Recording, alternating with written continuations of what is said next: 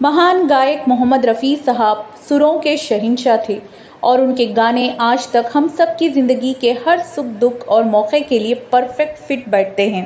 ऐसे चिकने चेहरे को कैसे न नजर फिसले। रफ़ी साहब अपनी आवाज़ की खूबसूरती और अपने भले स्वभाव के कारण फिल्म इंडस्ट्री में सबको बहुत पसंद थे और दर्शक भी उनके गानों के दीवाने थे। इसलिए हर संगीतकार उनके साथ काम करने में बहुत कंफर्टेबल फील करता था। दिल तेरा दीवाना है सनम, दिल से। मगर क्या आप यकीन करेंगे कि जब एक टॉप क्लास एक्टर शादी के बाद हनीमून की तैयारी में बिजी था, तब भी उन्होंने रफ़ी साहब से स्पेशल गाने गवाए। आपको ये जानकर भी हैरानी होगी कि ये गाना पहले किशोर दा गाने वाले थे और संगीतकार एस.डी. बर्मन भी चाहते थे कि ये गाना किशोर दा ही गाए। वो इस फिल्म के कुछ गाने रिकॉर्ड भी कर चुके थे, मगर फिर ऐसा क्या हुआ कि ये गाना रफ़ी साहब को दिया गया और रफ़ी साहब को ये गाना किशोर दा के अंदाज में ही गाना पड़ा।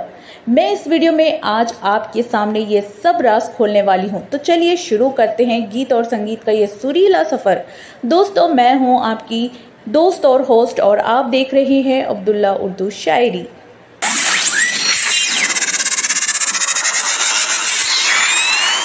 ये घटना साल 1957 में रिलीज होने वाली फिल्म 9-2-11 की शूटिंग के दिनों की है। युवा दिलों की धड़कन देव आनंद साहब ने लाखों लड़कियों का दिल तोड़ दिया था और वो कल्पना कार्तिक के साथ सीक्रेटली शादी कर चुके थे और अब तैयारी में थी हनीमून पर जाने की।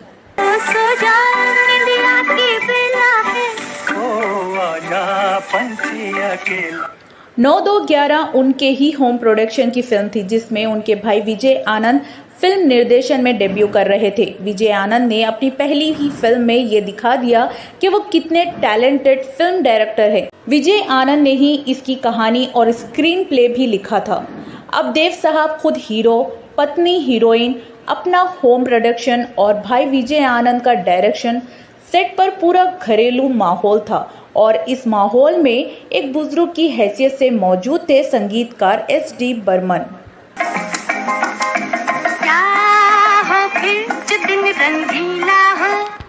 एस.डी. बर्मन नवकेतन बैनर्स के मनपसंद संगीतकार ही नहीं थे, बल्कि देवानंद और उनके भाइयों के लिए फादर फिगर जैसे थे।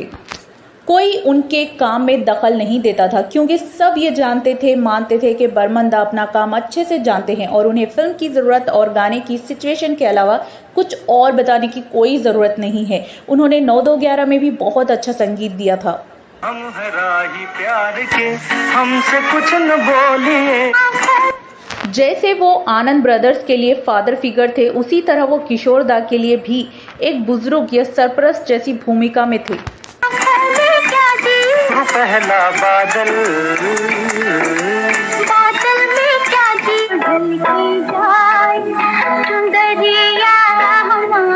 बर्मन दादा भी किशोर कुमार से बहुत प्रेम करते थे और उनको फिल्म इंडस्ट्री में स्थापित कर देने में बर्मन दादा ने बहुत बड़ा रोल प्ले किया था। धूप में चली हो, धूप में कहा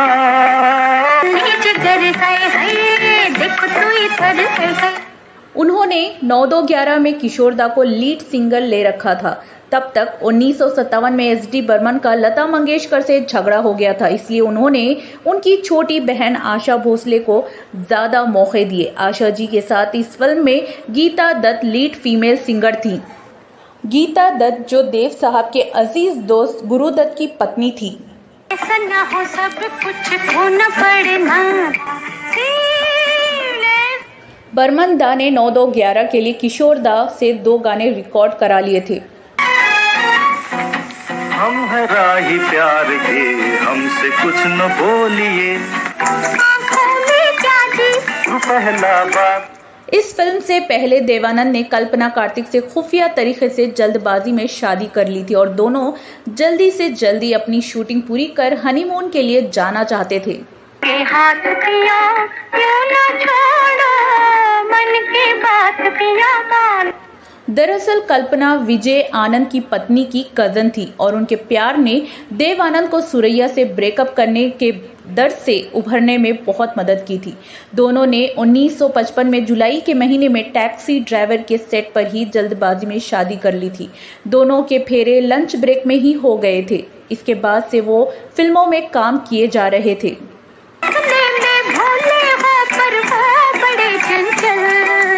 आंचल में क्या जी 9-2-11 की शूटिंग के दौरान दोनों के बीच प्यार और नए जीवन की बॉन्डिंग साफ नजर आ रही थी। इसीलिए बर्मन दादा उनके हनीमून की खुशनुमा याद के लिए किशोर दा से रोमांटिक गाना रिकॉर्ड कराना चाहते थे, जिसे मजरू सुल्तानपुरी ने बहुत मूड में आकर लिखा था।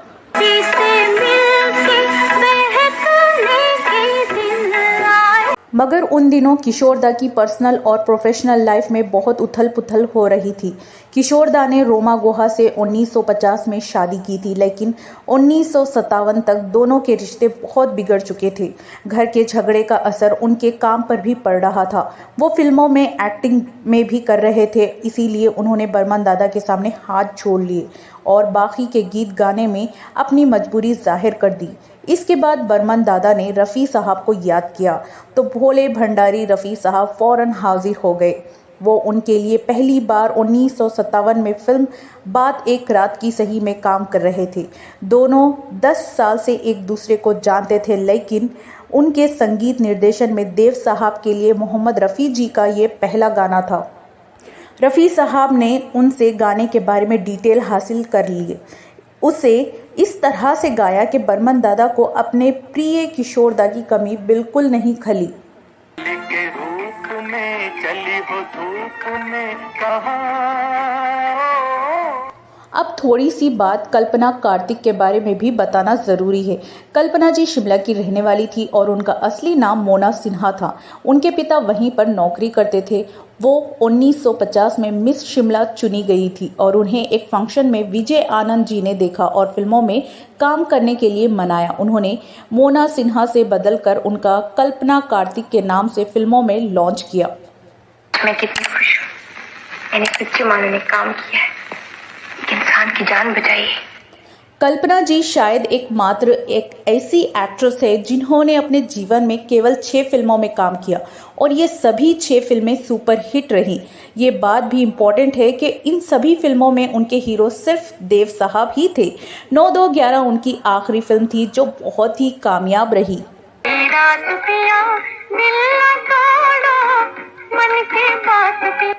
दोस्तों, आपको ये वीडियो कैसा लगा और देव साहब और रफ़ी साहब की जोड़ी के बारे में आपका क्या ख्याल है? कमेंट करके हमें ज़रूर बताइए। वीडियो को लाइक करना ना भूलिएगा। वीडियो देखने के लिए आपका बहुत बहुत धन्यवाद दोस्तों। मिलते हैं अगली वीडियो में एक नई कहानी के साथ। तब तक दीजिए अब्दुल्ला उर्दू शायरी को इजाज़त। नमस्कार, आदाब, शब बख़ैर।